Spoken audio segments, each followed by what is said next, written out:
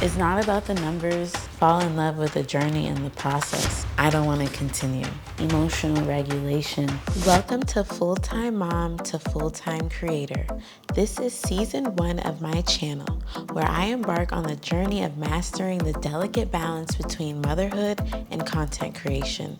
Join me as I share not only the highs and lows of this incredible balancing act, but also the valuable insights and learnings as a content creator starting from scratch. Together, we'll witness the remarkable transformation of my YouTube channel from its humble beginnings to reaching the milestone of 1,000 subscribers.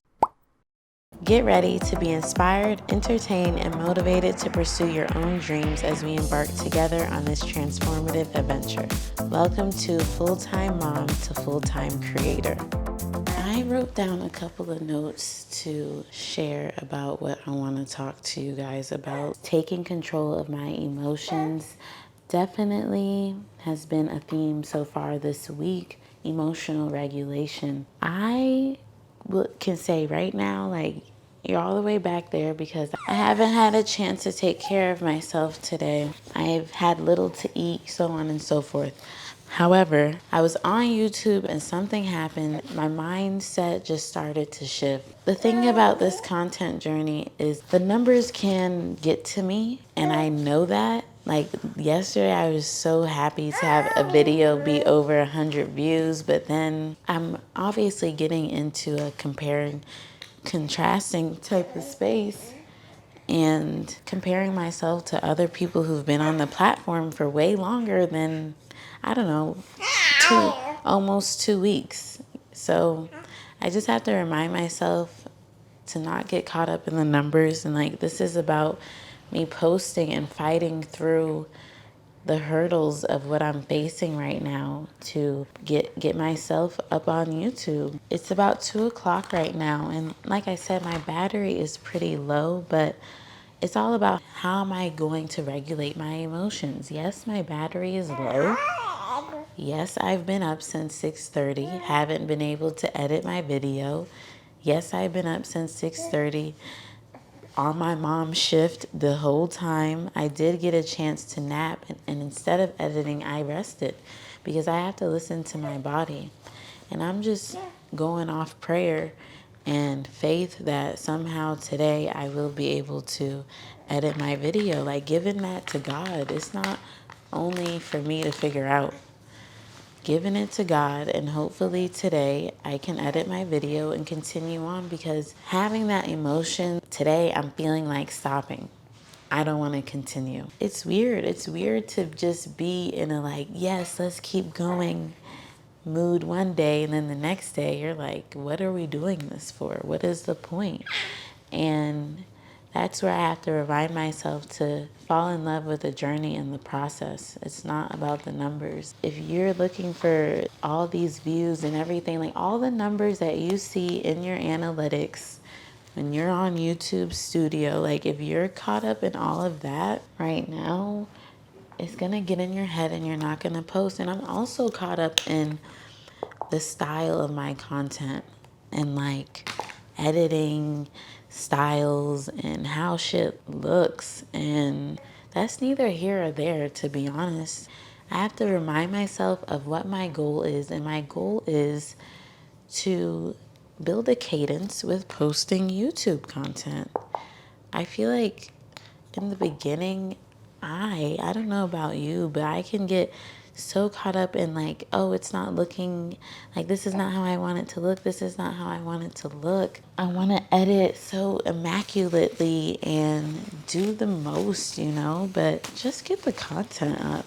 Like, just get the content up, and all that other stuff is going to come with time. I don't need to be perfect right now. I need to post. That's the P I need to focus on, posting, not perfection. As a creative person, I can often get caught up in perfectionism, and I need to get caught up in the process. P is for process, not for perfect. P is for posting, not for perfect. So that's what I'm reminding myself of. And even now, like, I'm like, I have to just, yeah, I didn't get myself together. I'm looking crazy. I got this get up on. that's what's what's going on right now. Don't let that stop me from my goal here. Other thing I wrote down is, how can I be solution seeking to what I'm feeling? Solution seeking and solution oriented. And no, I haven't had a hygienic self-care moment today just yet. But how can I fit that in? Onyx is up from her nap. How can I fit that in? Yes, I'm hungry. How can I get some food in my system? You know, just allowing myself to take a moment to feel how I'm feeling, but not staying stuck in those feelings and feeling helpless and feeling like this is how I'm feeling and this is how I have to stay. I can acknowledge my emotions, process them, and then walk towards how I want to actually feel. Ultimately, I just want to remind myself that this is the beginning of my content journey. This is the beginning. The beginning doesn't have to look like the middle or the end. It really doesn't. Like, if you're even watching right now, I'm grateful for you and that I am slowly but surely building a community here. Take the pressure off and just focus on posting. The way I dream of my YouTube being, it will come in due time. I have to be patient. There's a lot of P's going on. I gotta be patient. I really do. Come on, sweetie, let's turn those pants around. And then the last thing I wrote is, what perspective shift do I need to have? And I think that's kind of just what I said. Like, this is the beginning of my YouTube channel. How I want my content to look, I will get there as long as I continue working on building the muscle of consistency. Roberto Blake, again, he says something along the lines of comparing yourself to someone who has been able to put in hours, way more hours that you have on their content, to your content that you're just now starting your hours on your content creation. It's not going to look the same. So your 100 hours compared to a more experienced person is going to have about a fourth of the overall quality as a result. What takes you 100 hours to produce the highest level of quality you could make in a month is what somebody with more experience than you, not even that much more experience for you, could accomplish in less than 20 hours. And someone who's wildly efficient can produce the same outcome as your 100 hours in 8 hours. What is the point on comparing yourself to that? My perspective shift is reminding myself what lane I'm in, and I'm in the starter lane, the beginning lane. And if I'm consistent, though I don't know exactly what consistency is going to bring, but it's going to bring goodness and positivity to myself. I feel like it's natural to have feelings of wanting to stop, especially when you feel like the odds are stacked against you. But I have my biggest cheerleader here. And even though she's a baby and she doesn't even know what mama's doing, I know she's happy. So I just can't be too close to the camera right now. I just have to remember I'm not alone in this pursuit. And there was some content that I was watching. Oh, I was watching some stay-at-home mom videos because I'm like, is there people on here that talk about that?